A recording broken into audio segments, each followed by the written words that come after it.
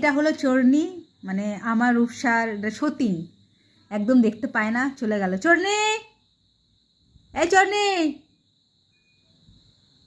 চোরনি। বাড়িতে ছিলাম না তো আমি, তা এখন এসছে, এ দেখো বসে আছে। চোরনি, কি হয়েছে? খাবার কিছু নেই? চোরনি, চোরনি, দুধ দিয়েছি, খাসনি? দুধ দিলাম তো,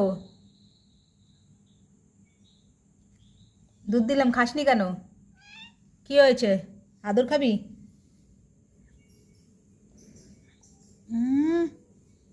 রূপসা থাকলে এখনই তোকে একদম দিত আচ্ছা মতন, ঠিক আছে?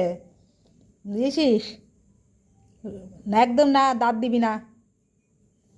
রূপসা থাকলে তোকে এখন পিটাতো ধরে। দাঁত দিবি না, একদম না।